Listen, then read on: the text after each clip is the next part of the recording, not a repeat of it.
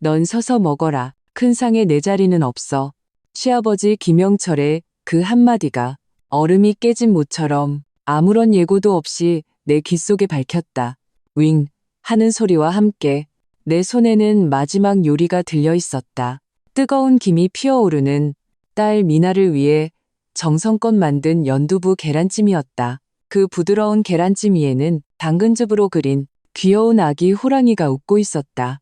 그릇 가장자리의 온도가 손끝을 대었지만 나는 아무것도 느낄 수 없었다. 온몸의 피가 마치 이 순간 일제히 심장으로 역류했다가 다시 무자비하게 뿜어져 나가는 것만 같았다. 차지백체가 얼음장처럼 차가워졌다.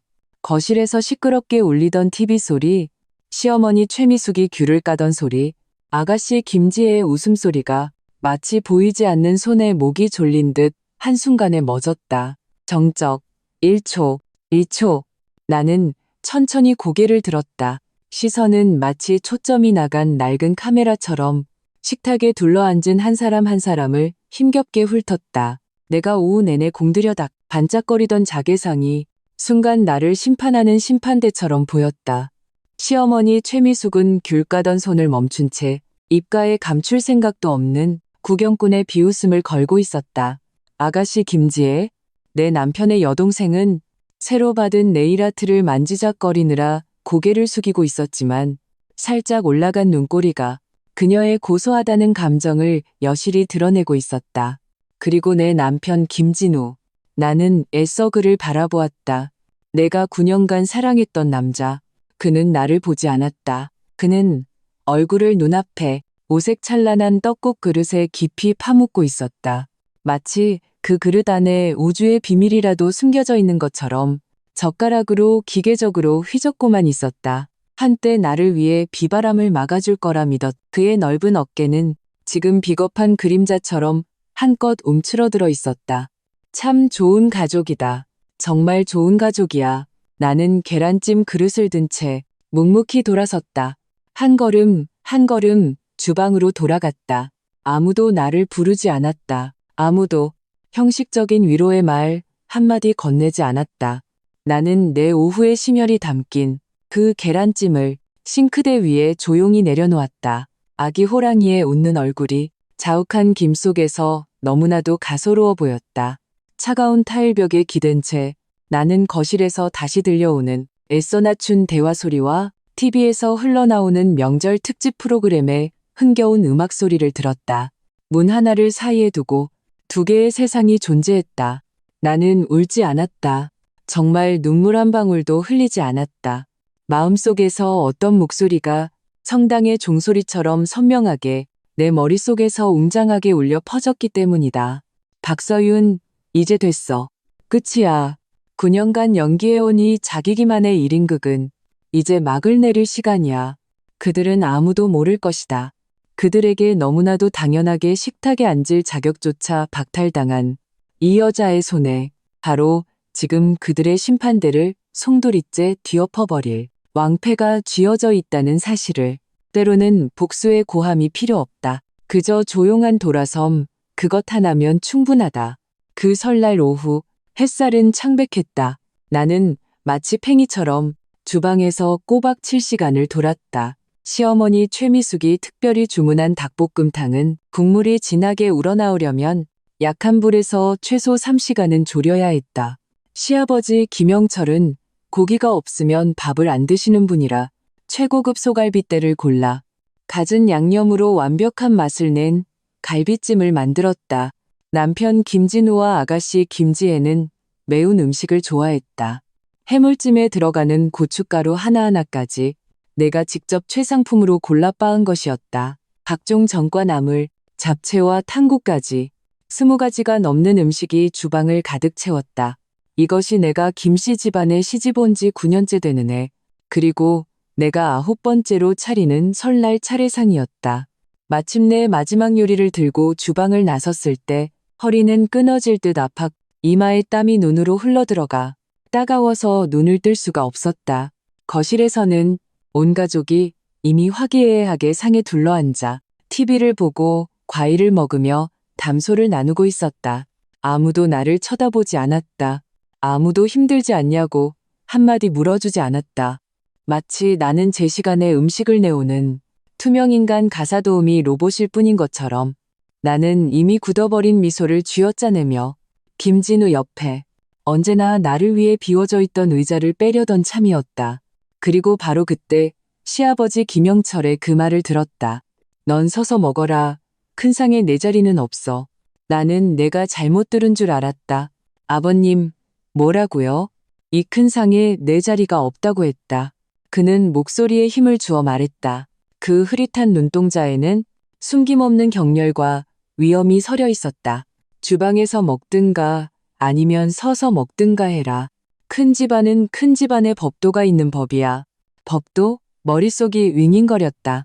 나는 내 남편 김진우를 바라보았다. 마치 물에 빠져 죽어가는 사람이 마지막 지푸라기라도 잡으려는 심정으로. 나는 그가 나를 위해 싸워주길 바라지도 않았다. 그저 눈빛 하나, 행동 하나, 하다못해 미간을 살짝 찌푸리는 것만으로도 충분했다. 하지만 그는 그러지 않았다. 그는 고개를 더 깊이 숙였다. 그의 침묵은 칼보다 더 날카로운 흉기가 되어 정확하게 내 심장을 꿰뚫고 잔인하게 비틀었다. 그때 시어머니 최미숙이 느릿느릿 입을 열었다. 목소리는 독을 바른 바늘처럼 가늘고 날카로웠다. 어머, 서윤아. 너도 네 아버님 너무 원망 마라. 올해는 설세고 내 작은 아가씨네 식구들도 온다잖니. 사람이 하나 늘면 자리도 미리 계산해야지. 그리고 남인 네가 언제까지 우리랑 한 상에 앉는 것도 모양새가 좀 그렇지 않니? 소문나면 남들이 우리 김씨 집안이 위아래도 없다고 하겠다. 그 한 글자가 불에 달군 쇠못 두 개처럼 내 뼛속 깊이 밝혔다. 9년, 나는 이 집안을 위해 딸을 낳고 살림을 도맡아 했으며 전도유망했던 내 커리어까지 포기했다. 결국 나는 여전히 남이었다. 맞아요, 새언니. 아가씨 김지혜가 푹 하고 웃음을 터뜨렸다. 그녀는 내가 방금 만든 아직 김이 모락모락 나는 잡채를 한 젓가락 집어들며 나른하게 말했다. 우리 집은 명절에 핏줄이 제일 중요하거든요. 봐요, 우리 오빠, 우리 아빠, 엄마, 이게 진짜 한 가족이죠. 새언니 고생했으니까 얼른 주방 가서 탕국이나 안 타는지 봐요. 나는 이 추악한 얼굴들을 차례로 훑어보았다. 시아버지의 냉혹함, 시어머니의 각박함, 아가씨의 조롱, 그리고 남편의 뼛속 깊이 사무친 비겁함까지 내 3살배기 딸미나가 분위기가 이상한 것을 감지했는지 할머니 품에서 벗어나 쪼르르 내게 달려왔. 내 옷자락을 잡아당기며 고개를 들고 혀 짧은 소리로 물었다. 엄마, 밥 안 먹어? 할머니가 밥 안 먹으면 키 안 큰데. 나는 몸을 굽혀 온 힘을 다해 딸에게 울지 않는 미소를 지어 보였다. 엄마는 배 안 고파. 우리 미나 착하니까 먼저 먹어요. 나는 깊이 숨을 들이마셔 목구멍에서 차오르는 울분을 억누르고 그들이 예상했을 법한 히스테리나 눈물 따위는 보이지 않았다. 나를 사랑하지 않는 사람 앞에서 내 모든 감정은 한낱 웃음거리에 불과하다는 것을 알았기 때문이다. 나는 평온하게 고개를 끄덕였다. 네, 알겠습니다. 그리고 나는 돌아서서 주방으로 걸어 들어갔다. 문을 닫는 순간 나는 문에 기댔 온몸의 기운이 다 빠져나갔. 거실의 웃음소리가 문 하나를 사이에 두고 너무나도 아득하고 또 날카롭게 들렸다. 에이불비 아일베. 슬픔이 극에 달하면 오히려 눈물이 나지 않는 법이다. 마음이 죽으면 더는 눈물이 흐르지 않는다. 9년 전 나는 부모님의 극심한 반대를 무릅쓰고 가난했던 김진우와 결혼했다. 대학 교수였던 부모님은 김진우의 뼛속에 뿌리 깊은 우효, 유셔와 나약함이 있다고 하셨다. 내가 시집가면 분명 온갖 고생을 할 거라고. 나는 믿지 않았다. 사랑이 모든 것을 이길 수 있다고 생각했다. 그가 걱정 없이 일에만 전념하게 하려고 나는 서울의 투자 컨설턴트라는 직업을 그만두고 그를 따라 이 작은 도시 춘천으로 왔다. 시부모님께 잘 보이기 위해 나는 자진해서 월급 통장을 맡겼 매달 20만 원의 용돈만 받았다. 나는 내 희생이 존중과 진심으로 돌아올 것이라 믿었다. 이제야 깨달았. 내가 얻은 것은 경멸과 짓밟힘뿐이었다. 고개를 들어 사람의 모습이 비치는 주방 유리창을 보았다. 창문에는 안색이 창백하고 눈빛이 텅 빈 여자가 있었다. 저게 나인가? 한때 협상 테이블에서 자신감 넘치고 총명했던 박서윤은 어디로 갔는가? 죽었다. 지난 9년간 매일같이 반복되는 기름때와 잡다한 일상 속에서 죽어버렸다. 하지만 오늘 밤 바로 이 순간 그녀는 다시 살아났다. 나는 싱크대로 다가가 수도꼭지를 틀었다. 뼛속까지 시린 차가운 물을 내 얼굴에 거세게 끼얹었다. 거울 속 붉게 충혈된 눈의 나를 보며 입꼬리가 천천히 섬뜩한 냉소를 그렸다. 김영철, 최미숙, 김지혜, 그리고 내 사랑하는 남편 김진우. 당신들 법도 따지는 거 좋아했지? 좋아. 그럼 이제부터 제대로 된 법도가 뭔지 똑똑히 보여주지. 이 게임의 룰은 이제부터 내가 정한다. 내 시선이 벽에 걸린 열쇠 꾸러미에 닿았다. 그 위에는 가장 눈에 띄지 않는 구리 열쇠가 하나 있었다. 그것은 서재의 낡은 금고 열쇠였다. 금고 안에는 서류 한 장이 잠겨 있었다. 이 집안을 송두리째 뒤흔들 수 있는 비밀이 담긴 서류가. 나는 얼굴에 물기를 닦고 옷깃을 정돈한 뒤 주방문을 열고 밖으로 나갔다. 거실의 웃음소리가 다시 뚝 그쳤다. 그들은 마치 귀신이라도 본 듯 나를 쳐다봤다. 나는 곧장 딸에게로 걸어가 몸을 굽혔다. 가장 부드러운 목소리로 말했다. 미나야, 엄마랑 가자. 엄마가 더 재미있는 곳으로 데려가 줄게. 어딘데? 진짜 우리 집으로. 나는 딸의 손을 잡고 뒤도 돌아보지 않고 현관으로 향했다. 박서윤, 너 미쳤어? 설날에 죽고 싶어 환장했냐? 시어머니 최미숙의 날카로운 비명이 고막을 찔렀다. 김진우가 마침내 떡국 그릇에서 고개를 들었다. 그는 미간을 찌푸린 채 가득한 짜증이 섞인 말투로 말했다. 또 왜 이래? 밥 한 끼 가지고 뭘 그렇게까지 해? 나는 걸음을 멈추고 돌아서서 웃었다. 그 웃음은 분명 창밖의 눈보라보다도 차가웠을 것이다. 왜 이러냐고. 김진우 씨, 당신이 뭘 잘못 알아도 한참 잘못 알았네. Now. 나는 그를 그리고 그의 뒤에 각기 다른 표정을 짓고 있는 세 사람을 보며 한 글자 한 글자 분명하게 말했다. 나 지금 장난하는 거 아니에요. 이제 당신들하고 안 놀아주겠다는 거예요. 말을 마친 나는 문을 열고 딸의 손을 잡고 결연히 눈보라 속으로 걸어 들어갔다. 등 뒤에서 들려오는 저주와 딸의 희미한 울음소리를 나는 온 힘을 다해 쾅소리와 함께 문 안에 가두어 버렸다. 김씨 집안 잘 있어라. 아니, 다시는 보지 말자. 나는 친정으로 가지 않았다. 연로하신 부모님께서 설날 밤에 나 때문에 가슴 아파하시게 할 수는 없었다. 나는 수년간 모아온 비자금을 이용해 서울 시내 중심가 최고급 5성급 호텔에 프레지덴셜 스위트룸을 잡았다. 거대한 통유리창 밖으로는 도시 전체에 가장 찬란한 불꽃놀이가 펼쳐졌다. 미나는 처음에는 조금 불안해했지만 내가 준비한 침대 가득한 새 장난감을 보고는 금세 울음을 그치고 웃음을 터뜨렸다. 부드러운 카펫 위에서 즐겁게 뒹굴었다.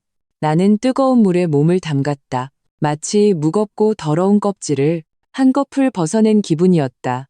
휴대폰은 당연히 불이 났다. 나는 무음으로 바꾸고 소파 위에 아무렇게나 던져두었다. 액정이 집요하게 켜졌다가 꺼지기를 반복했다. 김진우, 최미숙, 김영철, 김지혜, 추악한 얼굴들이 내 눈앞에서 차례로 스쳐 지나갔다. 나는 호텔 메뉴판을 들고 미나를 위해 귀여운 모양의 키즈미를 주문했다. 나 자신을 위해서는 최고급 채끝 등심 스테이크와 비싼 샴페인 한 병을 주문했다. 직원이 룸서비스 카트를 밀고 방으로 들어왔을 때 미나가 우와 하고 감탄사를 터뜨렸다. 엄마, 우리 오늘 파티하는 거야? 응. 나는 웃으며 냅킨을 펼쳐주었다. 새로운 시작을 축하하는 거야. 스테이크는 부드럽고 육즙이 풍부했다. 내가 만든 20가지의 명절 음식보다 만 배는 더 맛있었다. 이 식사에는 자유의 맛이 있었기 때문이다. 딸을 재운 후에야 나는 휴대폰을 들었다. 수백 통의 부재중 전화, 수십 개의 문자 메시지. 김진우의 문자는 처음에 분노에 찬 질책에서 박서윤, 너 미쳤어? 당장 안 돌아와? 나중에는 협박으로 경고하는데 지금 안 돌아오면 뒷감당할 생각이나 해. 그리고 마지막에는 가식적인 애원으로 변해 있었다. 여보, 내가 잘못했어. 응, 제발 돌아와. 엄마 너 때문에 쓰러지셨어. 하. 그의 수법은 9년 동안 봐서 이제 지겨울 정도였다. 시어머니 최미숙의 문자는 여전히 악독했다. 이 재수 없는 년. 너 같은 거 들여서 우리 집안이 8대째 재수가 없지. 설날부터 집안을 풍비박산으로 만들어? 그럴 배짱 있으면 영원히 돌아오지 마. 내 서방 없는 자식 데리고 꺼져버려. 서방 없는 자식이라는 글자를 보았지만 내 마음은 아무런 동요도 없었다.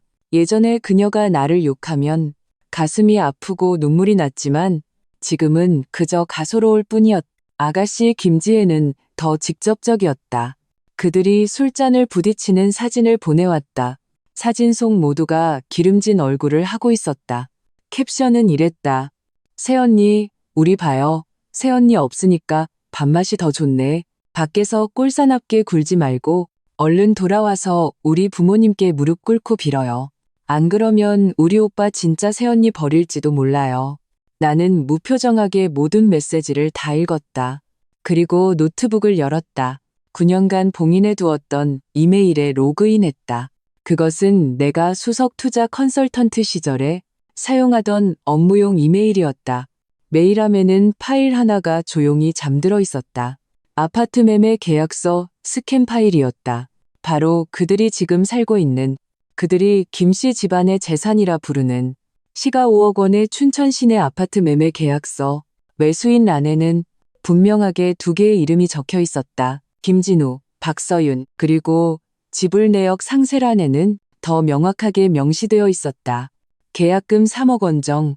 매수인 박서윤의 부모가 은행 계좌이체로 일시불 완납함. 그렇다. 이 아파트 계약금의 대부분은 내 부모님의 평생 모은 재산이었다. 결혼 당시 김씨 집안은 신혼집을 마련할 형편이 안 되었다. 내 부모님은 나를 안쓰럽게 여겨 그 돈을 내어주셨다.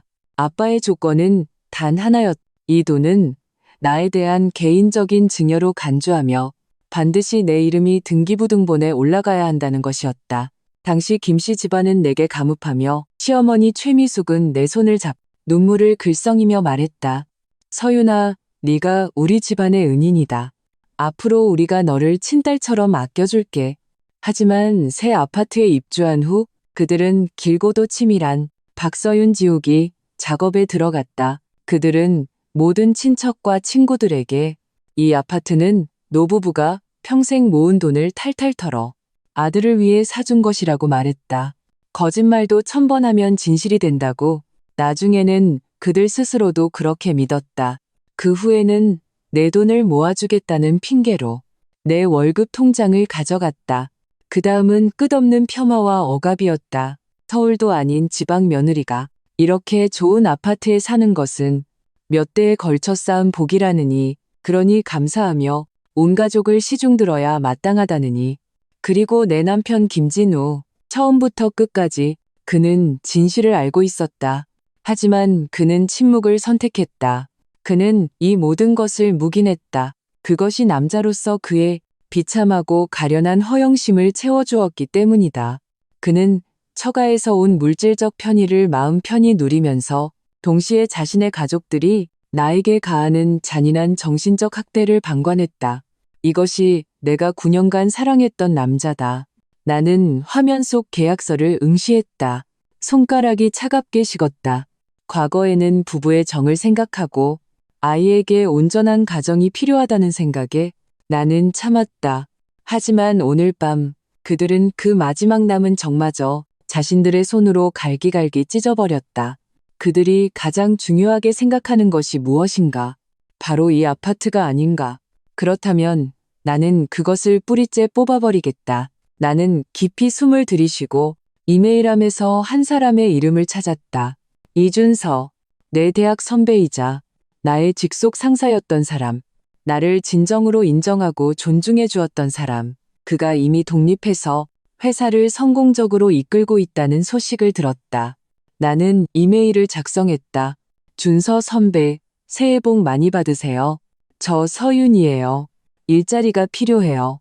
그리고 혼인 재산 분할과 부동산 강제 매각에 관한 법률 자문을 구하고 싶어요. 답변 기다릴게요. 전송을 클릭했다. 내 마음은 전례 없이 평온했다. 김씨 집안, 당신들의 명절은 끝났다. 나의 명절은 이제부터 시작이다. 새해의 첫 햇살이 호텔 방을 황금빛으로 물들였다. 나는 밤을 새웠지만 정신은 그 어느 때보다 맑았다. 휴대폰은 조용해졌다. 김진우는 새벽 6시에 마지막 문자를 보내왔다. 여보, 내가 진짜 잘못했어. 돌아와. 우리 다시 잘해보자. 나는 그것을 보고 냉소하며 글을 바로 차단 목록에 넣어버렸다. 그때 이메일 알림음이 울렸다. 이준서 선배의 답장이었다. 놀라울 정도로 빨랐다. 서윤아, 새해 복 많이 받아. 메일 보고 정말 기뻤어. 네가 드디어 나오기로 결심했구나. 내 회사는 언제든 환영이야. 직책이랑 연봉은 네가 정해. 변호사는 조현우 변호사를 추천할게. 이혼 소송 분야에서는 최고거든. 내가 이미 얘기해뒀으니 언제든 연락해. 도움 필요하면 언제든 말하고. 짧고 간결했지만 힘이 넘치는 내용이었다. 내 눈시울이 뜨거워졌다. 나는 즉시 조 변호사에게 전화를 걸어 내 상황과 내가 가진 증거들을 간결하게 설명했다. 조 변호사는 다 듣고 난 후 침착하고 확신에 찬 목소리로 내게 말했다. 박서윤 씨, 걱정 마십시오. 이 소송 무조건 이깁니다.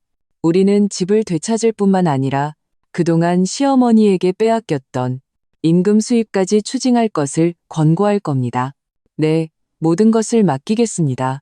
전화를 끊자 마음속 마지막 돌덩이가 내려앉는 기분이었다. 나는 준서 선배에게 답장을 보내 그의 일자리 제안을 수락했고 사적인 일을 처리할 일주일의 시간이 필요하다고 알렸다.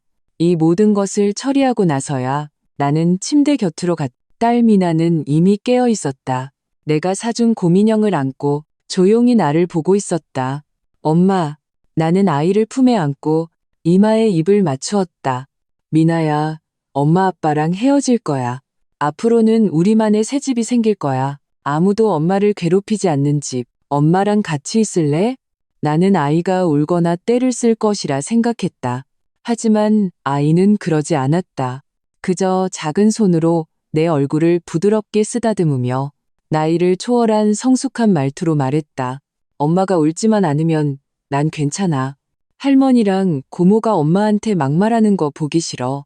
아빠가 엄마 편 안 들어주는 것도 싫어. 그 순간 내 눈물이 마침내 터져나왔다. 나는 아이를 꼭 껴안고 흐느끼며 말했다. 응, 엄마 약속할게. 이제 다시는 울지 않을게. 그 후 며칠 동안 나는 미나와 함께 완벽하게 잠적했다. 새 휴대폰 번호로 바꾸고 조 변호사의 도움을 받아 가장 빠른 속도로 법원에 이혼 소송과 재산 보전 신청을 제기했다. 이틀 후 법원의 소환장과 부동산 동결 명령서가 김씨 집안으로 송달되었다. 그곳이 어떤 난장판이 되었을지는 상상에 맡긴다. 내 새 휴대폰 번호는 금세 그들에게 알려졌다. 첫 번째로 전화한 사람은 김진우였다. 목소리에는 분노와 공포가 뒤섞여 있었다. 박서윤, 너 미쳤어? 이혼을 해. 집까지 팔아? 네가 뭔데? 나는 침착하게 녹음 버튼을 눌렀다. 김진우 씨, 나는 지금 통보하는 게 아니에요. 실행하는 중이에요. 이혼은 확정이고 이 집도 팔 거예요. 꿈 깨! 이 집은 우리 김씨 집안 거야. 너는 단 한 푼도 못 가져가. 그래요? 법정에서 봅시다. 서윤아, 여보. 그는 순식간에 태도를 바꾸어 감정에 호소하기 시작했다. 우리 9년의 세월이, 9년의 세월? 나는 그의 말을 잘랐. 당신이 당신 아버지가 나를 식탁에서 쫓아내는 걸 뻔히 보고만 있었을 때 그 세월은 이미 개나 줘버렸어요. 전화를 끊자 바로 최미숙에게서 전화가 왔다. 전화를 받자마자 귀신 같은 울음소리가 터져 나왔다. 박서윤, 이 신보가 시커먼 년, 우리를 다 죽이려고 작정했어? 나는 그녀가 욕설을 퍼붓다 지칠 때까지 기다렸다가 느릿느릿 입을 열었다. 어머님, 저를 계속 남이라고 하셨잖아요. 이제 그 남이 제 것을 가지고 떠나는 건데 폭죽이라도 터트리며 축하해 주셔야죠. 그리고 나는 선의를 담아 한 가지를 더 상기시켜 주었다. 그녀가 9년간 관리했던 거의 9천만 원에 달하는 내 월급. 그 돈도 부부 공동재산에 속해요. 만약 집 문제로 계속 골치 아프게 하시면 소송 하나 더 추가하는 것도 꺼리지 않겠어요. 악의적 재산 횡령으로요. 전화기 너머는 죽음과 같은 정적이 흘렀다. 내가 그의 급소를 찔렀다는 것을 알았다. 세상은 마침내 조용해졌다. 일주일 후 나는 준서 선배의 회사로부터 정식 채용 통지서를 받았다. 투자부 부장, 억대 연봉의 프로젝트 성과급 별도. 통지서에 적힌 숫자를 보며 나는 격세지감을 느꼈다. 나를 삼키던 그 진흙탕을 벗어나니 바깥 세상은 이토록 넓고 푸르렀다. 나는 한치의 망설임도 없이 교육 자원과 환경이 최고 수준인 다른 대도시 서울에 풀옵션의 넓은 아파트를 임대했다. 미나를 위해 최고의 국제 유치원을 알아보았다. 나의 새로운 삶은 고속으로 회전하는 정밀 기계처럼 모든 것이 내 통제하에 있었다. 법원의 조정실. 분위기는 무겁게 가라앉아 있었다. 나는 세련된 정장을 입고 있었고 내 옆에는 침착한 조 변호사가 앉아 있었다. 맞은편에는 초췌한 모습의 김진우와 싸움에서 진 수탉 같은 최미숙이 있었다. 조정관이 의례적으로 화해를 권했다. 김진우는 눈물을 흘리며 참회했고 최미숙도 악어의 눈물 몇 방울을 짜내며 앞으로는 나를 친딸처럼 여기겠다고 말했다. 나는 그들의 서툰 연기를 보며 그저 가소로울 뿐이었다. 조 변호사는 군말 없이 두꺼운 증거 서류 뭉치를 테이블 위에 던졌다. 아파트 매매 계약서, 3억 원 계약금 이체 증명서, 내가 식탁에서 쫓겨날 때의 녹음 파일, 그들이 나를 모욕한 문자 메시지 캡처, 그리고 최미숙이 9년간 통제했던 내 월급 통장의 거래 내역까지. 모든 증거는 마치 소리나는 뺨따기처럼 김씨 모자의 얼굴을 흔흔 때렸다. 그들의 얼굴색은 하얗게, 파랗게, 보라색으로 변하다가 마지막에는 잿빛이 되었다. 조정관이 재산 분할 방안을 명확하게 발표했을 때 아파트 매각 후 내가 4억 5천을, 김진우가 5천만 원을 가지며 아이의 양육권은 나의 경제적 능력과 상대방 가정의 열악한 환경을 고려하여 의심의 여지 없이 나에게 귀속된다. 최미숙의 팽팽했던 신경이 마침내 끊어졌다. 인정 못해? 이 여우 같은 년. 네가 우리를 계산했어. 그녀는 히스테릭하게 내게 달려들었다. 얼굴은 흉측하게 일그러져 있었다. 김진우가 그녀를 필사적으로 끌어안았다. 내가 한때 깊이 사랑했던 그 얼굴에는 절망과 공포만이 남아있었다. 동의해. 전부 다 동의할게. 그는 거의 소리를 지르듯 말했다.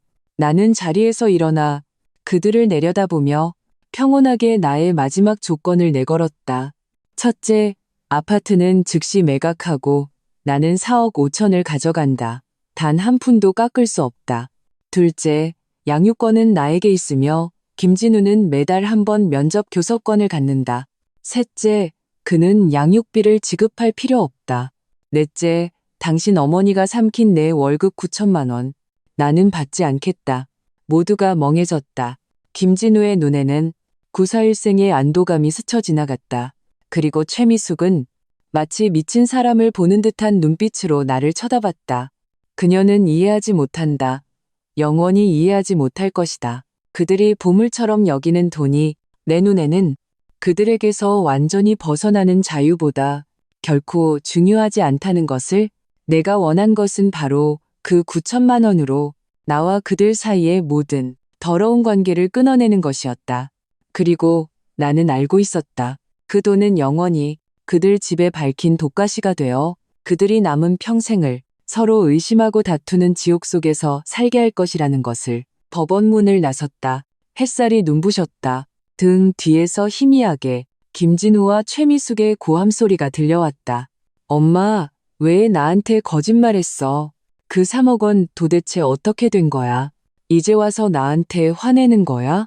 그럼 그 9천만 원은 박서윤이 안 받겠다잖아. 돈 어딨어? 나는 뒤돌아보지 않았다. 입꼬리에 차가운 미소가 걸렸다.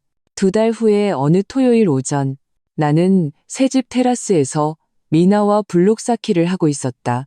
갑자기 초인종이 울렸다. 햇살은 따스하고 바람은 부드러웠다. 미나의 웃음소리가 은방울처럼 울렸다. 나는 관리실 직원인 줄 알았다. 하지만 인터폰 화면에 비친 얼굴을 확인했을 때 내 입가의 미소는 순간 얼어붙었다. 그녀였다. 김지혜. 그녀가 어떻게 여길 찾아왔을까?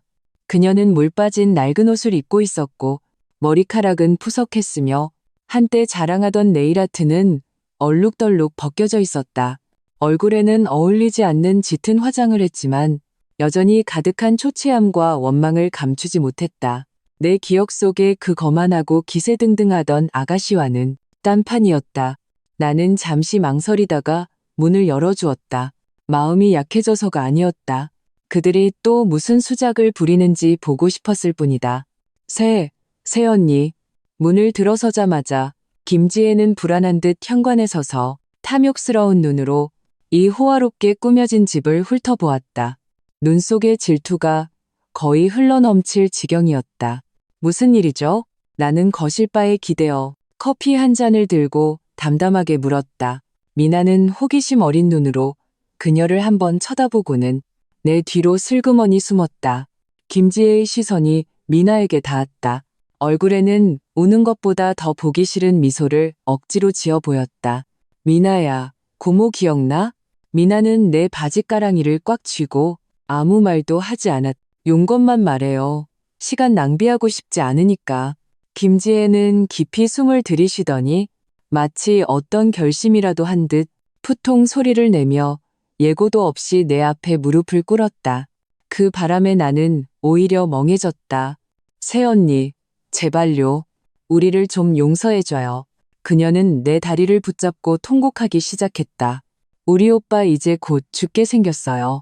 우리 부모님도 미치기 일보 직전이라고요. 나는 미간을 찌푸리고 그녀의 손을 살며시 떼어내며 한 걸음 뒤로 물러섰다. 일어나서 말해요. 무슨 말인지 알아들을 수가 없네. 새언니가 떠난 후로 우리 집은 완전히 망했어요. No. 김지혜는 눈물을 훔치며 눈물 섞인 목소리로 하소연하기 시작했다. 집을 팔고 오빠는 겨우 5천만 원을 받았어요. 그걸로는 새 집을 살 수가 없었어요. 지금은 밖에서 작고 허름한 반지하에 살고 있어요. 직장도 잃고 매일 술만 마셔요. 취하면 울고 소리 지르고 다 새언니 때문이라고 해요. 아빠는 집 문제 때문에 충격으로 쓰러져서 지금은 반신불수가 되어 침대에 누워 계세요. 먹고 싸는 거 다 누가 돌봐야 해요. 엄마는 최미숙을 언급하자 김지혜의 얼굴에 복잡한 증오심이 스쳐 지나갔다. 엄마는 매일 아빠랑 그 9천만 원 때문에 싸웠어요. 아빠는 엄마가 돈을 꿀꺽했다고 하고 엄마는 아니라고 다 집안일에 썼다고 하고 두 분이 천지가 뒤집힐 듯이 싸웠어요. 며칠 전에 엄마가 집에 남은 돈을 전부 들고 도망쳤어요. 친정으로 가버렸어요. 아빠도 내버려 두고 그녀는 숨이 넘어갈 듯 울었다. 이제 집에 저 혼자 남아서 아빠를 돌봐야 하고 오빠가 진 빚도 갚아야 해요. 저는 정말 더는 못 버티겠어요. 새언니, 미나를 봐서라도 우리가 한때 한 가족이었던 정을 봐서라도 우리를 좀 도와줘요. 새언니 지금 이렇게 돈도 많은데 조금만 떼어줘도 우리는 살 수 있잖아요. 나는 조용히 들었다. 마음속에는 한치의 동정심도 심지어 작은 파문조차 잃지 않았다. 불쌍한가? 어쩌면 그럴지도. 하지만 이 모든 것이 그들이 자초한 일이 아니던가? 그들이 온 가족이 합심하여 나를 괴롭힐 때 오늘 같은 날이 올 것이라고 생각이나 했을까? 그들이 나를 마음대로 부릴 수 있는 하녀로 함부로 짓밟아도 되는 걸레로 여겼을 때 단 한순간이라도 동정심을 가졌던가? 김지혜 씨, 나는 천천히 입을 열었. 목소리는 얼음처럼 차가웠다. 당신이 한 가지 착각하고 있는 것 같군요. 그녀는 눈물이 그렁그렁한 얼굴을 들어 이해할 수 없다는 듯 나를 쳐다봤다. 당신 집안의 비극은 내가 만든 게 아니에요. 당신들 스스로, 당신들의 탐욕, 각박함, 이기심이 당신들을 망친 거예요. 나와는 아무런 관계도 없어요. 어떻게 관계가 없어요? 새언니가 집을 팔지 않았더라면 그 집은 원래 90%가 내 것이었어요. 나는 그녀의 말을 잘랐다. 나는 그냥 내 것을 되찾았을 뿐이에요. 당신 오빠가 직장을 잃은 건 그 자신이 무능해서고, 당신 아버지가 쓰러진 건 그 자신이 속이 좁아서고, 당신 엄마가 돈을 들고 도망친 건 당신들 내부의 이익 분배 문제로 생긴 갈등이에요. 이 모든 것은 인과응보예요. 내 말은 날카로운 칼처럼 그녀가 위장으로 사용하던 모든 변명을 갈라놓았다. 김지혜의 얼굴이 순식간에 창백해졌다. 얼굴의 슬픔이 사라지고 대신 감출 수 없는 원망이 드러났다. 박서윤, 너 정말 독하다. 그녀는 바닥에서 일어나 내 코를 가리키며 욕설을 퍼부었다. 이제야 내 본 모습을 알겠네. 너는 배은망덕한 년이야. 우리 김씨 집안이 9년 동안 너를 먹여 살렸는데 오히려 우리를 물어뜯어? 먹여 살렸다고? 나는 기가 막혀 웃었다. 김지혜 씨, 양심의 손을 얹고 말해봐요. 지난 9년 동안 누가 누구를 먹여 살렸는지. 나는 억대 연봉을 포기하고 당신 집안을 위해 소처럼 일했어요. 내 월급 통장은 당신 엄마 손에 있었고 나는 새 옷 한 벌 사는 것도 그녀의 눈치를 봐야 했어요. 이게 당신이 말하는 먹여 살린 건가요? 그녀는 내 말에 할 말을 잃었다. 내가 오늘 당신을 만난 건 예정을 생각해서가 아니에요. 내 목소리가 차갑게 가라앉았다. 나는 단지 당신에게 알려주고 싶었을 뿐이에요. 앞으로 다시는 나를 찾아오지 말고 더더욱 내 딸을 괴롭히지 말라고. 우리 사이는 이미 깨끗하게 끝났어요. 그리고 나는 지갑에서 100만 원짜리 수표 한 장을 꺼내 그녀의 발밑에 던졌. 이 돈은 당신에게 주는 게 아니에요. 이거 가지고 당신 오빠에게 좋은 술이나 좀 사다 줘요. 천천히 마시라고 전해요. 지옥으로 가는 길은 아직 머니까 서두를 필요 없다고. 말을 마친 나는 문을 열고 나가라는 손짓을 했다. 김지혜의 몸이 격렬하게 떨렸다. 그녀는 나를 죽일 듯이 쏘아보았다. 눈빛에서 불이 뿜어져 나올 것 같았다. 결국 그녀는 허리를 굽혀 바닥에 돈을 주었다. 그리고는 상갓집 개처럼 비틀거리며 사라졌다. 문을 닫고 나는 문에 기댔다. 길게 한숨을 내쉬었다. 엄마, 미나의 작은 목소리가 등 뒤에서 들려왔다. 나는 돌아서서 몸을 굽혀 아이를 꼭 껴안았다. 엄마, 고모 나쁜 사람이야? 나쁜 사람이 아니야. 나는 딸의 머리카락을 부드럽게 쓰다듬으며 다정하게 말했다. 그저 불쌍한 사람일 뿐이야. 미나야, 기억해. 사람은 평생을 살면서 똑똑하지 않아도 되고 예쁘지 않아도 되지만 절대 나쁜 마음을 가져서는 안 돼. 모든 나쁜 짓은 결국 자기 자신에게 돌아오게 되어 있거든. 나는 김지혜의 출연이 그저 뜻밖의 해프닝이라고 생각했다. 하지만 일주일 후 나는 또다시 예상치 못한 전화를 받았다. 김진우였다. 그가 또 어디서 내 번호를 알아냈는지 전화기 너머에 그는 목소리가 쉬어 있었고 짙은 술 냄새가 났다. 내 기억 속에 항상 말끔했던 그 남자와는 딴판이었다. 서윤아, 나야. 할 말이 미나 좀 보고 싶어. 그는 비굴하게 애원했다. 딱 한 번만, 멀리서 한 번만이라도 보게 해줘. 나 너무 보고 싶어. 나는 잠시 침묵했다. 이혼 합의서에 따르면 그에게는 면접 교섭권이 있었다. 시간하고 장소는 내일 오후에 당신네 아파트 단지 아래에 있는 공원에서 사진으로 봤는데 거기 큰 미끄럼틀이 있더라. No. 그의 목소리는 비위를 맞추려는 기색이 역력했다. 다음 날 오후 나는 미나를 데리고 공원으로 갔다. 멀리서 김진우가 보였다. 그는 공원 벤치에 앉아 있었다. 구겨진 셔츠를 입고 머리는 기름지고 수염은 덥수룩했다. 발밑에는 담배꽁초가 가득했다. 우리를 보자 그는 벌떡 일어섰다. 얼굴에는 흥분과 불안이 뒤섞인 표정이 드러났다. 미나는 그를 보고 무의식적으로 내 뒤로 숨었다. 미나야. 김진우는 앞으로 두 걸음 다가오다가 다시 멈췄다. 그는 등 뒤에서 이미 조금 찌그러진 장난감 상자를 꺼냈다. 아빠가 네가 제일 좋아하는 레고성을 사왔어. 미나는 그를 한 번 보고 또 나를 한 번 보고 움직이지 않았다. 나는 몸을 굽혀 미나에게 말했다. 아빠가 너 보러 오셨어. 가서 아빠랑 잠깐 놀다 와. 미나는 잠시 망설이다가 천천히 다가갔다. 김진우는 서투르게 장난감을 뜯고 미나와 함께 잔디밭에서 조립하기 시작했다. 나는 멀리 나무 아래 서서 그들을 바라보았. 석양빛이 부녀의 그림자를 길게 늘어뜨렸다. 그 모습은 한때 나를 잠시 멍하게 만들었다. 언젠가 나도 수없이 이런 장면을 꿈꿨었다. 새 식구, 평화로운 시간, 아쉽게도 모든 것은 돌아갈 수 없었다. 1시간 후 나는 다가가 미나에게 말했. 미나야, 이제 집에 가야지. 미나는 착하게 고개를 끄덕이고 김진우와 작별 인사를 했다. 김진우는 일어섰지만 시선은 계속 내게 머물러 있었다. 서윤아, 우리 얘기 좀 할 수 있을까? 우리 사이에 더 할 얘기는 없는 것 같은데요. 몇 분만. 부탁이야. 그가 간절하게 말했. 나는 하늘을 한번 보고 고개를 끄덕였. 우리는 공원의 한적한 구석으로 갔. 너, 잘 지내? 그가 조심스럽게 물었다. 네, 잘 지내요. 그럼 됐어. 그럼 됐어. 그는 손을 비비며 시선을 피했다. 지혜, 걔가 며칠 전에 너 찾아갔다며?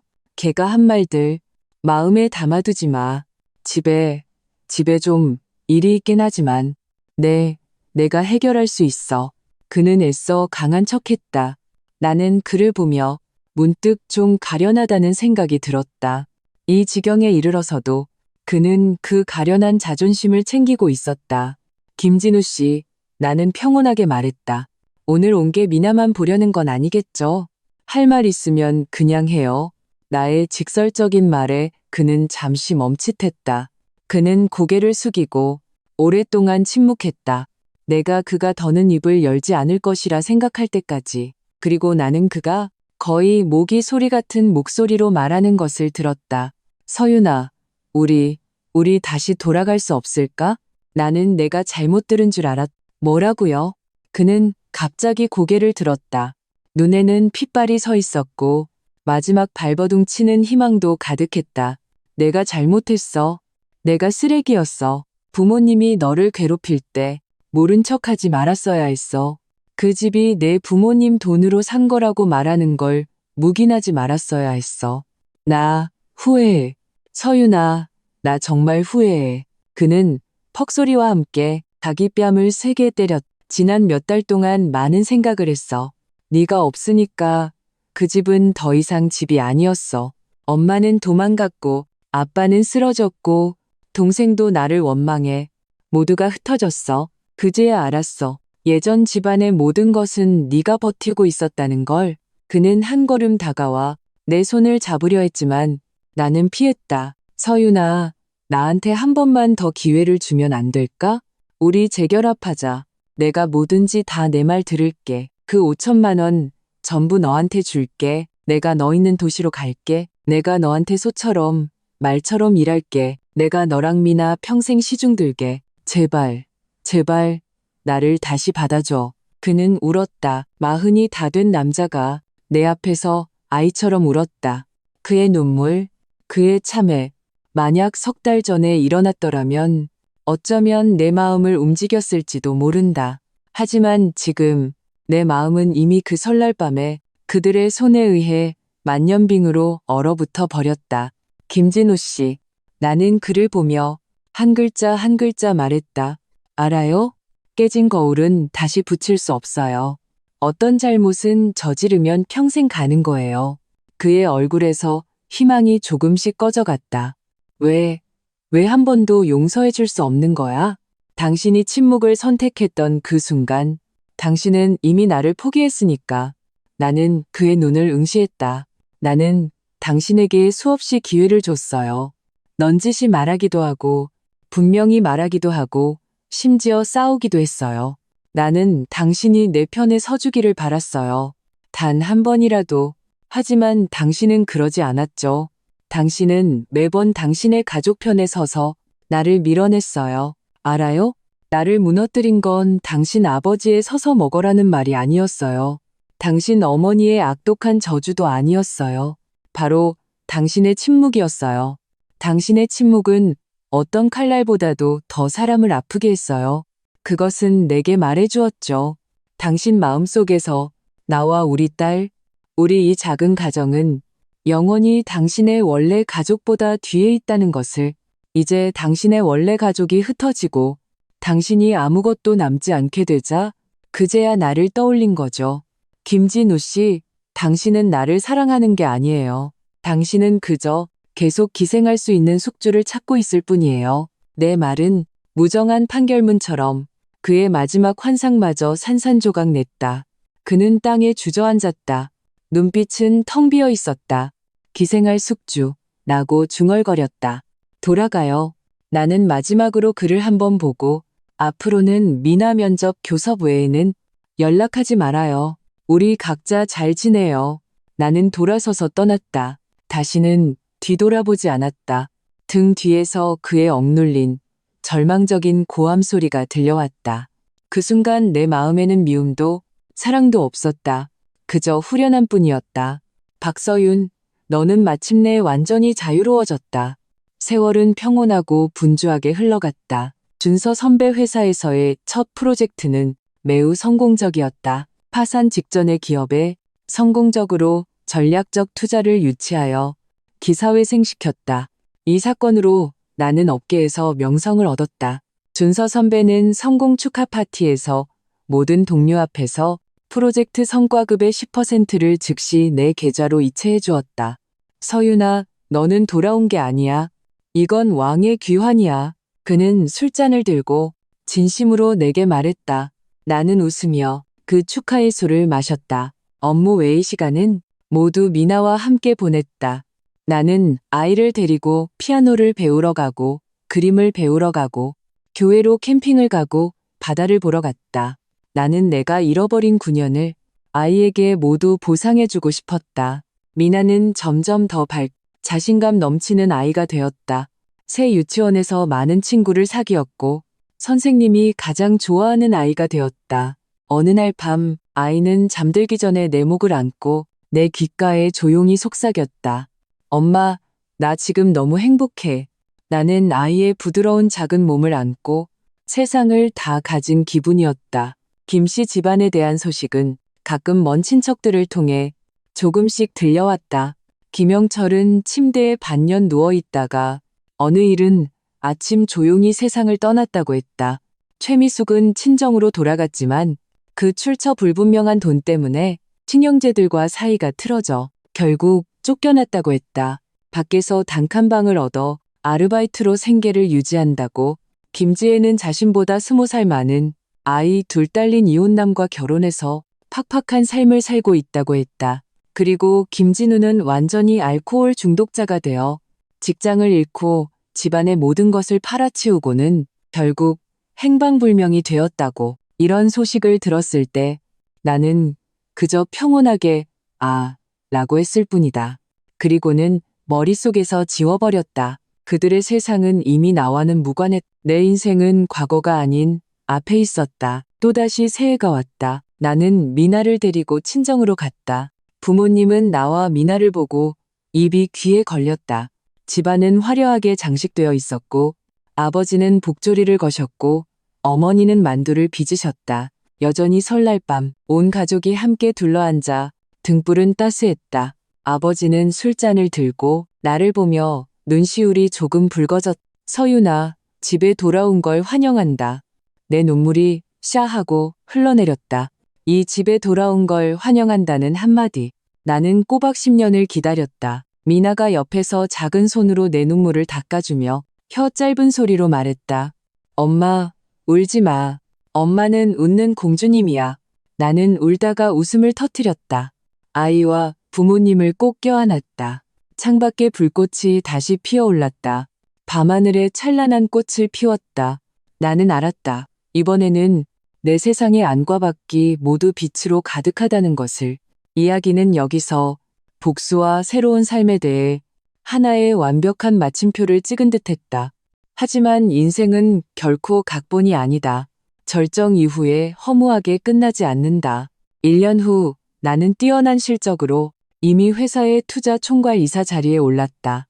나는 프로젝트 성과급과 저축으로 우리가 사는 이 대도시에 작은 정원이 딸린 펜트하우스를 전액 현금으로 구입했다. 이사하는 날 준서 선배가 남자 동료 몇 명을 데리고 와서 도와주었다. 그는 편안한 운동복 차림으로 평소의 정장 차림의 엄숙함을 벗어던졌다. 이마에는 땀이 송골송골 맺혔지만 미소는 햇살보다 더 눈부셨다. 그는 능숙하게 이삿짐센터 직원들을 지휘하여 상자들을 분류했는데 심지어 나 자신보다도 어떤 상자를 어떤 방에 두어야 하는지 더 잘 알았다. 대표님, 이 상자가 미나 장난감인 건 어떻게 아셨어요? 내가 좀 신기해서 물었다. 그는 상자 한쪽 구석에 붙어 있는 작은 스티커를 들어보였다. 그 위에는 내가 직접 그린 나와 미나만 아는 작은 토끼 표시가 그려져 있었다. 마음으로 보면 항상 보이는 법이지? 그가 웃으며 말했다. 눈 속의 빛이 나를 감히 똑바로 쳐다보지 못하게 했다. 지난 1년 동안 준서 선배가 나와 미나에게 베푼 보살핌은 이미 상사와 친구의 경계를 넘어섰다. 그는 길을 지나는 김에 우리 집 아래 새로 생긴 빵집의 시그니처 슈크림을 사다 주곤 했다. 내가 야근으로 늦을 때면 너무 무리하지 말라는 문자를 보내주었다. 프로젝트를 끝내지 못해도 회사는 망하지 않는다고. 그는 미나의 모든 발표회 시간을 기억하고 회사 복지라는 명목으로 모든 아이들에게 나눠줄 수 있는 선물을 보내주었다. 회사 내에서는 이미 몇몇 소문이 돌고 있었다. 하지만 나는 계속 모르는 척했다. 감사하지 않아서도 아니고 그가 조심스럽게 지켜온 그 마음을 느끼지 못해서도 아니었다. 나는 두려웠다. 정말로 두려웠다. 그 9년의 결혼 생활은 만성질환처럼 이미 내 뼈와 피 속에 불신이라는 후유증을 새겨놓았다. 나는 다시 한번 진심을 주었다가 배신과 경멸로 돌아오는 것이 두려웠다. 나는 다시 한번 내 인생을 한 남자와 묶는 것이 두려웠다. 나는 지금의 생활이 아주 좋다. 승승장구하는 사업이 있고 착하고 사랑스러운 딸이 있고 따뜻한 집이 있다. 나는 감히 그리고 원하지도 않는다. 누군가가 이 어렵게 얻은 평온을 깨뜨리는 것을. 저녁에는 모두에게 감사의 뜻으로 새 집에서 식사를 대접했다. 내가 직접 요리하여 한 상 가득 차렸다.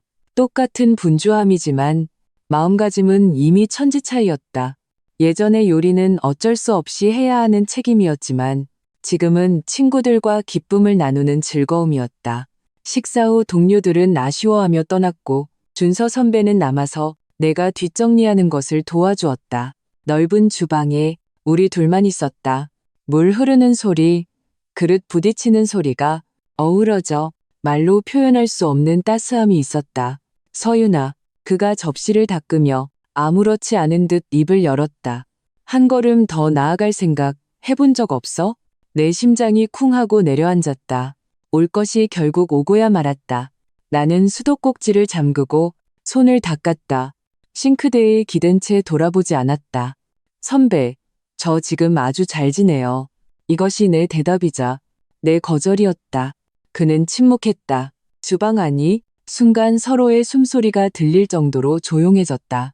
한참 후에 그가 가볍게 한숨 쉬는 소리가 들렸다. 나는 알았다. 그의 목소리에는 거절당한 분노가 아닌 내가 알아들을 수 있는 실망감이 담겨 있었다. 네가 잘 지내는 거 알아. 너는 유능하고 강인해. 너 혼자서도 모든 일을 완벽하게 처리할 수 있어. 너는 누구의 도움도 없이도 멋지게 살 수 있어. 그는 잠시 말을 멈추고 내 등 뒤로 다가왔다. 나는 그의 몸에서 전해지는 온기를 느낄 수 있었지만 감히 돌아보지 못했다. 하지만 서윤아, 그의 목소리는 달빛처럼 부드러웠다. 그렇게 오랫동안 강하게 지내왔는데 지치지는 않아? 혹시 단 한순간이라도 네가 밤늦게까지 야근할 때 너를 위해 등불 하나 켜주고 따뜻한 죽 한 그릇 데워줄 사람이 있었으면 하고 생각한 적 없어? 혹시 단 한순간이라도 미나가 아파서 네가 혼자 아이를 안고 병원으로 달려갈 때 너를 대신에 접수해주고 줄을 서주고 네가 기댈 수 있는 어깨가 있었으면 하고 생각한 적 없어? 혹시 단 한순간이라도 재미있는 영화를 볼 때 너와 함께 웃어줄 사람이 있었으면 하고 생각한 적 없어?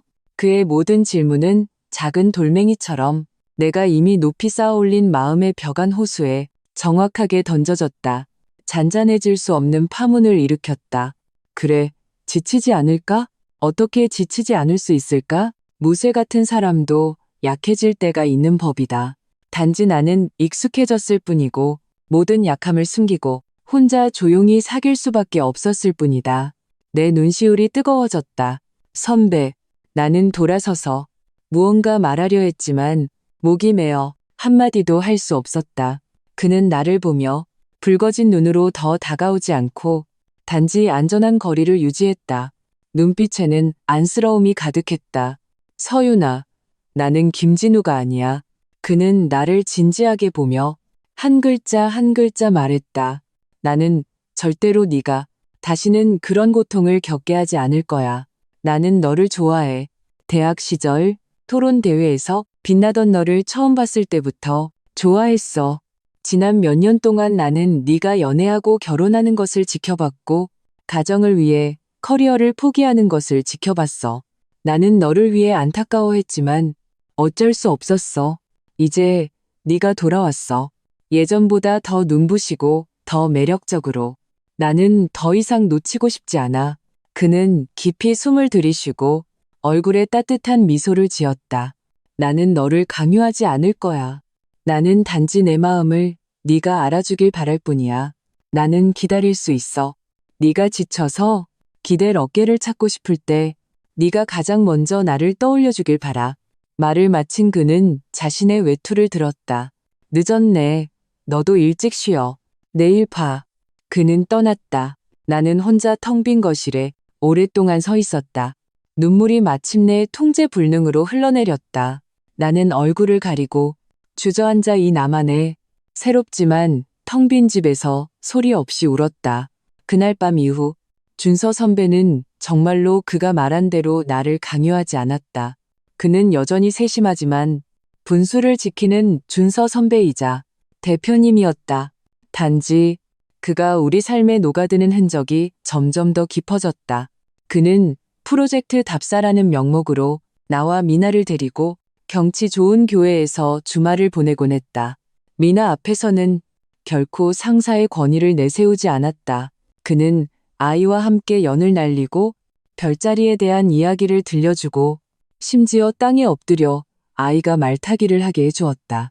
미나는 그를 점점 더 좋아하게 되었다. 처음에 예의 바른 준서 아저씨에서 친밀한 준서 삼촌이 되었다. 가끔은 실수로 준서 아빠라고 부르기도 했다. 미나가 그렇게 부를 때마다 준서 선배는 바보처럼 웃었고 나는 당황해서 고개를 돌렸다. 내 마음은 얼어붙은 성이었다. 준서 선배는 고집센 기사처럼 칼과 검 없이 오직 햇살과 인내심만을 가지고 매일같이 내 성벽 밖에 서 있었다. 그는 결코 성을 공격하려 하지 않고 단지 그의 온기로 그 두꺼운 얼음층을 조금씩 녹이고 있었다. 어느새 또다시 깊은 가을이 되었다. 미나의 유치원에서 가을 운동회를 열기로 했다. 그 중에는 아빠와 엄마가 함께 참여해야 하는 3인 사각 경기가 있었다. 선생님이 학부모 단톡방에 공지를 올렸을 때 나는 해외 화상 회의 중이었다. 내가 메시지를 확인했을 때는 다른 학부모들은 이미 열정적으로 신청을 마친 상태였다. 나는 아빠 엄마라는 단어를 보며 마음이 바늘에 찔린 듯 아팠다. 그날 밤 나는 미나의 가방을 정리해 주다가 아이가 운동회 안내문을 들고 오랫동안 망설이다가 작은 목소리로 물었다. 엄마, 우리는 이거 참가 못하는 거지? 나는 아이의 실망감이 섞인 눈을 보며 가슴이 아팠다. 왜 못해? 엄마 혼자서도 아주 빨리 달릴 수 있는데. 내가 웃으며 위로했. 그런데 선생님이 꼭 아빠랑 엄마랑 같이 해야 한다고 했어. 아이의 작은 입술이 삐죽거렸. 금방이라도 올 것 같았다. 지연이가 그랬어. 아빠 없는 아이는 아무도 원하지 않는 애라고. 누가 그런 말을 해? 나는 아이를 품에 안았다. 분노가 치밀었다. 아이의 무심한 한마디가 칼처럼 내 마음에 깊이 밝혔다. 나는 온몸을 떨고 있는 미나를 안고 몇 번이고 아이를 달랬다. 아이가 내게 가장 소중한 보물이라고. 아빠가 있든 없든 아이는 가장 행복한 아이라고. 하지만 나 자신은 알고 있었다. 내 설명이 얼마나 창백하고 무력한지를. 아이의 세계에서 어떤 결핍은 엄마의 아무리 강한 사랑으로도 완전히 메울 수 없다는 것을. 그날 밤 나는 잠을 이루지 못했다. 나는 곁에서 잠든 딸을 보며 처음으로 내 고집에 대해 의문을 품었다. 내가 당연하게 여겼던 강인함과 독립이 어떤 면에서는 내가 가장 지키고 싶었던 사람을 상처 입히고 있었던 것은 아닐까. 다음 날 나는 다크서클을 달고 출근했다. 준서 선배는 나를 보고 아무것도 묻지 않고 단지 묵묵히 따뜻한 우유 한 잔을 타서 내 책상 위에 놓아주었다. 점심시간이 되어서야 그가 아무렇지 않은 듯 말을 꺼냈다. 토요일에 우리 부서 교회로 워크숍 가는데 너랑 미나도 같이 가자. 거기 농장에 재미있는 거 많아. 내 마음이 움직였다. 토요일이면 바로 운동의 날이 아닌가. 나는 그를 보았다. 그의 눈빛은 솔직했고 마치 정말로 임시부서 활동인 것 같았다.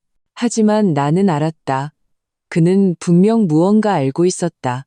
나는 왠지 모르게 즉시 거절하지 않았다. 생각해 볼게요. 금요일 오후, 나는 퇴근 준비를 하고 있는데 낯선 번호로 전화가 왔다. 전화기 너머에서는 한 여자의 다급한 목소리가 들려왔다. 박서윤 씨 맞으신가요? 저는 시립-제1병원 응급실 간호사입니다. 여기에 김진우라는 환자분이 급성 알코올 중독으로 실려왔는데 오셨을 때는 이미 의식이 없으셨어요. 휴대폰 긴급 연락처에서 당신 번호를 찾았습니다. 김진우, 내가 거의 잊어가던 이름이 내 귓가에 천둥처럼 울렸다. 내 첫 반응은 전화를 끊는 것이었다. 그가 어떻게 되든 나와 무슨 상관인가. 하지만 간호사의 다음 말은 나를 꼼짝 못하게 했다.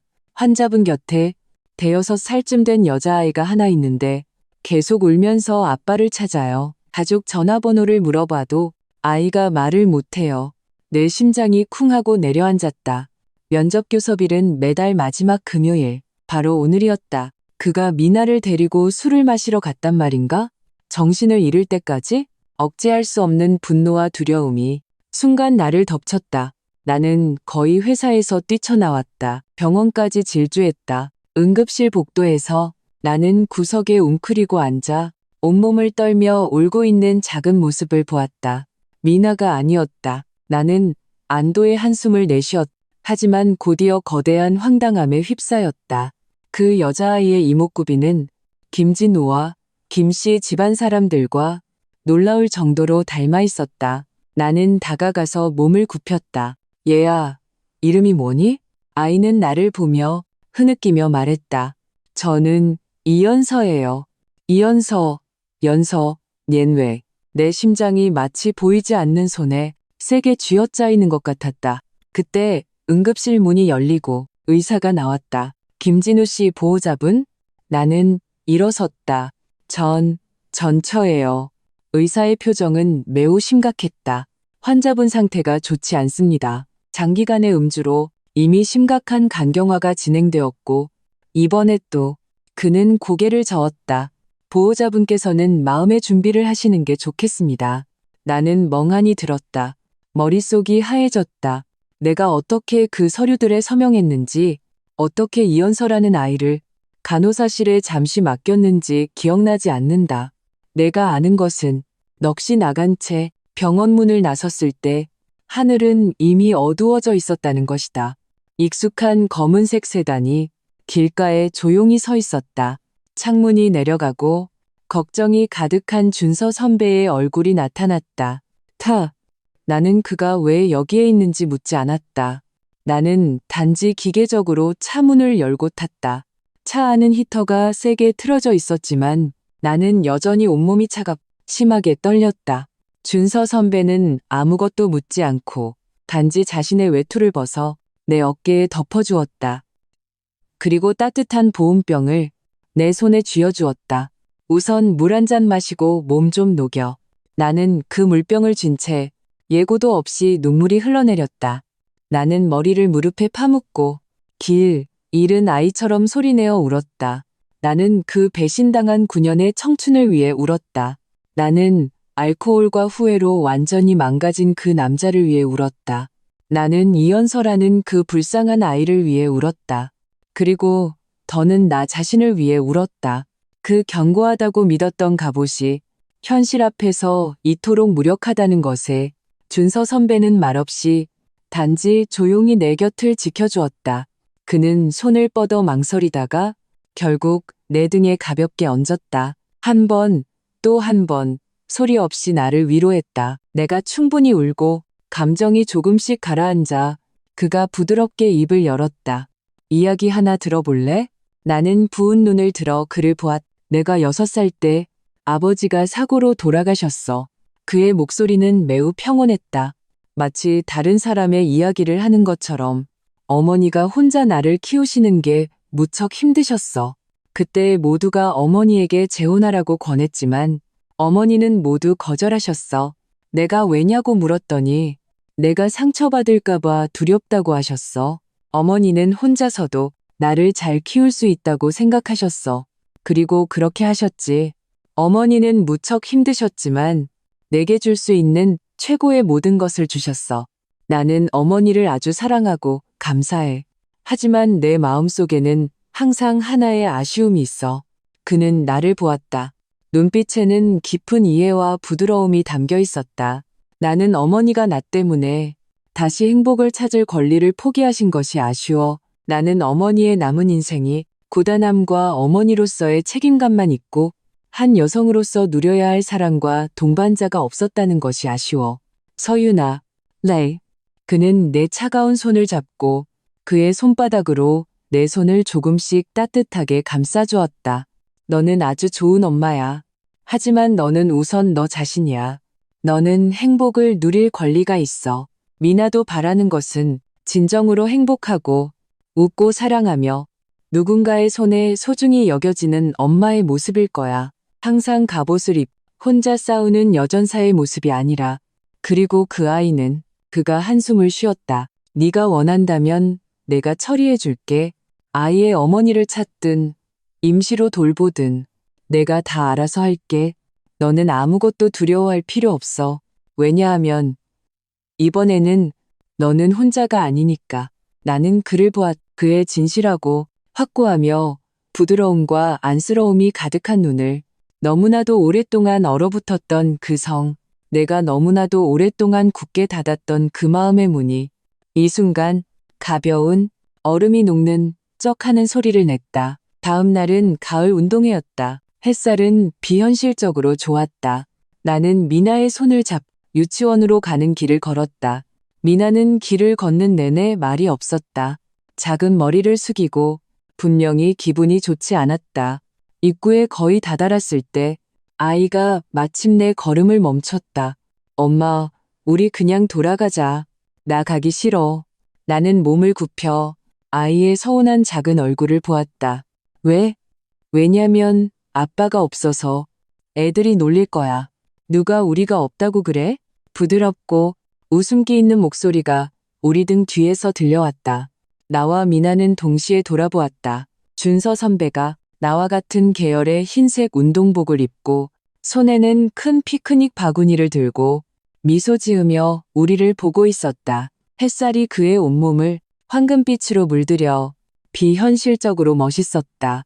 미나의 눈이 순간 빛났다. 준서 삼촌?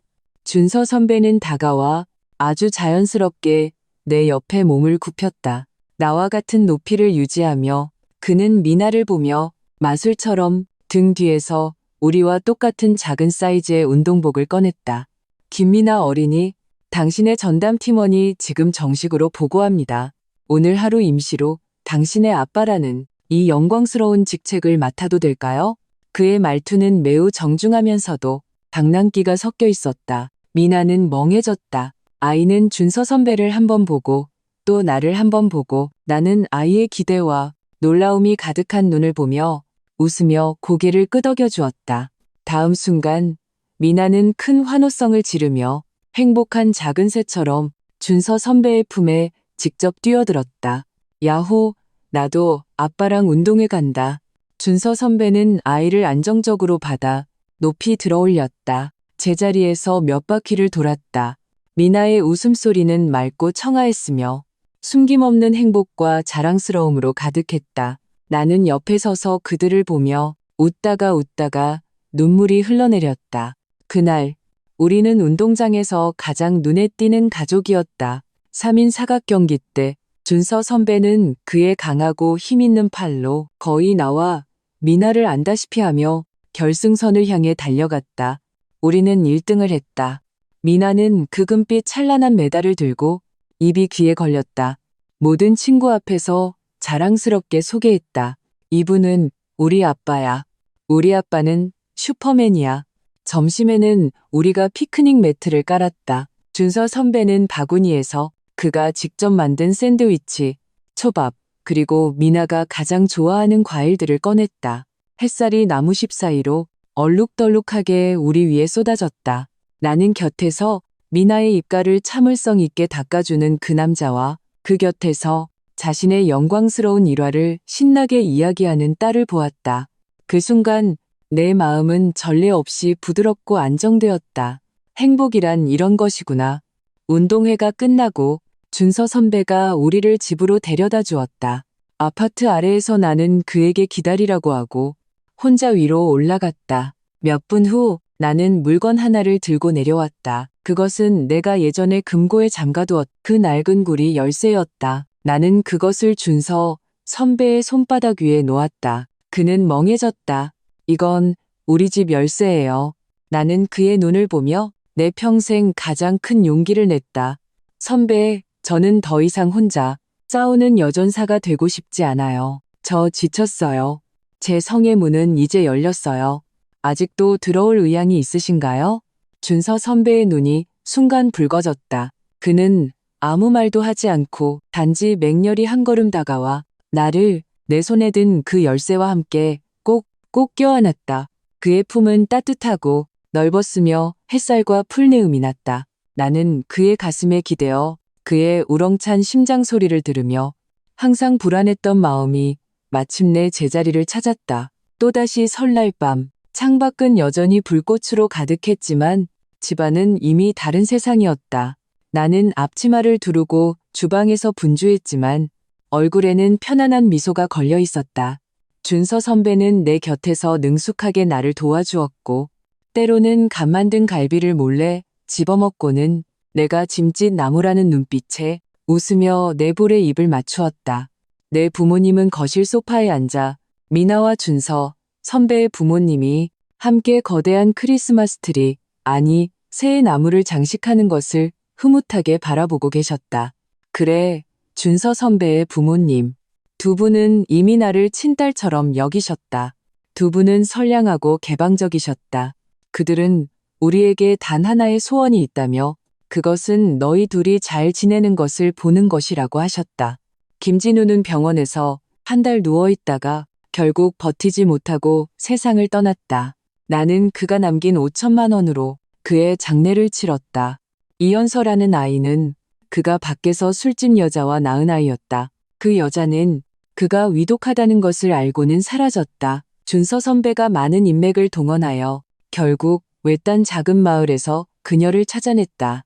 나는 그녀에게 돈 한 뭉치를 주며 아이를 데려가 잘 키우라고 했다.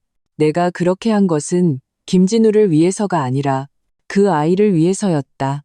그리고 내 그 황당했던 과거에 마지막 마침표를 찍기 위해서였다. 식사하세요.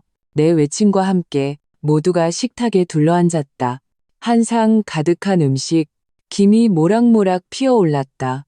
모두의 얼굴에는 행복한 미소가 가득했다. 준서 선배는 내 곁에 앉아 내 손을 잡고 깍지를 꼈다. 그는 술잔을 들고 나를 그리고 자리에 앉은 모두를 보며 부드럽고 확고한 목소리로 말했다. 새해에는 우리가 영원히 함께하기를. 건배, 맑은 건배 소리 속에서 나는 눈앞에 이 따뜻한 장면을 보며 눈시울이 젖었다. 나는 여러 해 전에 그 설날 밤을 떠올렸다. 쫓겨나고 모욕당하고 혼자 주방에 서 있던 차갑고 절망적이었던 박서윤을 만약 할 수만 있다면 나는 정말로 과거로 돌아가 그때의 나를 안아주고 싶다. 그리고 말해주고 싶다. 두려워하지 마. 조금만 더 버텨. 봐. 그 가장 어둡고 추운 터널을 지나면 앞에는 정말로 만장의 빛이 있어.